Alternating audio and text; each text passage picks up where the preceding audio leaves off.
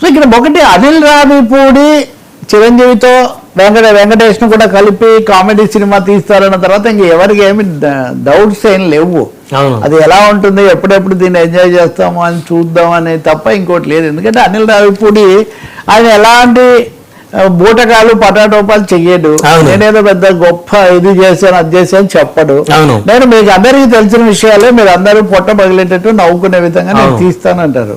అందుకని F1 F2 తర్వాత మొన్న మా గత సంక్రాంతికి వస్తున్నాం. ఈ సినిమాలన్నీ కూడా ఎలాంటి ఇది లేకుండా ప్రేక్షకులు విపరీతంగా అలరించే. రెండవది కుటుంబాలతో సహా వెళ్ళి చూడొచ్చు అనే ఒక ఇది కూడా వచ్చింది. సో మొదటి అన్నిట్లో చిన్న మెగాస్టార్లలో ఒక చిన్న మెగాస్టార్ని పెట్టేటప్పుడు ఇప్పుడేమో అసలు మెగాస్టార్ని మూల విరాట్నే పెట్టి ఇది తీశారు. చిరంజీవి కూడా ఆయన యాక్షన్ హీరో అన్ని రకాల పాత్రలు వేసినప్పటికీ కామెడీలో చాలా స్పెషల్. అది బావగారు బాగున్నారా, లేకపోతే ఇంకా కొన్ని సినిమాలు ఉన్నాయి, మొన్న ఫంక్షన్లో కూడా చెప్తున్నారు. వీటన్నిటిలో ఆయన చంటేబాయ్ వీటికి ఇది చాలా సక్సెస్. అది కొంచెం అప్పుడు ఆయన ఇమేజ్ వల్ల అయినా కానీ అందుకని ఖచ్చితంగా ఇది Shankar Dada MBBS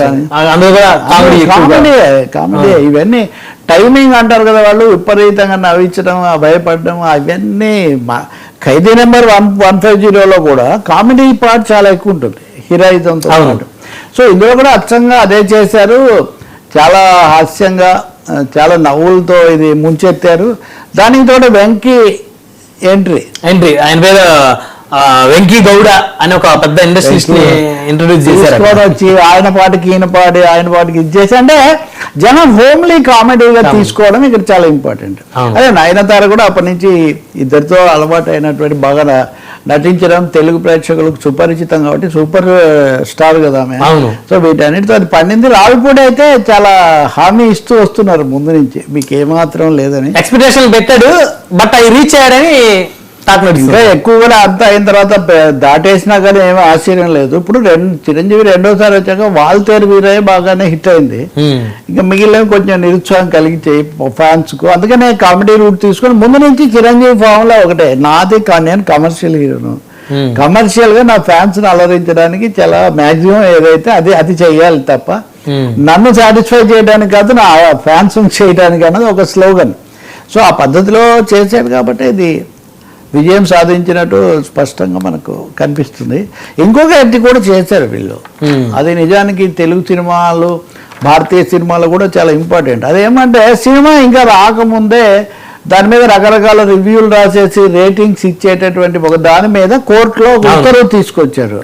book my show ఇట్లాంటి యాప్స్ లో ముందస్తుగానే కామెంట్స్ పెట్టి ప్రిజుడిస్ అంటే ప్రేక్షకులను కొంచెం నిరుత్సాహపరిచే ధోరణి లేకుండా కొంతమంది చేస్తుంటారు. అనవసరంగా చూసాక మీరు చెప్పొచ్చు. రెండోది 2 రోజులు మామూలు అందరూ చూసి ఒక ఫీలింగ్ రావాలి కదా. ఈ విషయంలో ఏం జరిగిందంటే తమిళనాడులో ముంబైలో గతంలో సినిమాలు కోర్టులకు వెళ్తే కోర్టులు ఒప్పుకోలే.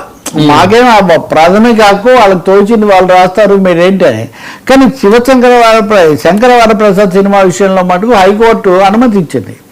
ఏమి అంటే ఈ బుక్ మై షో యాప్లు టికెట్లు అమ్మడానికే కానీ అక్కడ ఈ కామెంట్స్ పెట్టి ముందుగా ఒక ముద్ర వేయకూడదు కాబట్టి దాన్ని ఆపారు. దీన్ని అందరూ కూడా స్వాగతించారు. అంటే ఒక విధంగా విడుదల కాకముందే ఇది ఒక విజయంతో బయలుదేరింది.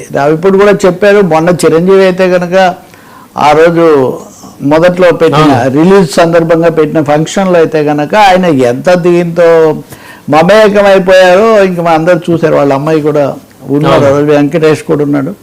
సో ఇదే డెఫినెట్గా ఆయన ఫ్యాన్స్కు వినోదాల విందు, డ్యాన్సుల పసంద్ అన్నట్టుగా ఇది నడుస్తున్నట్టుగా ఉంది.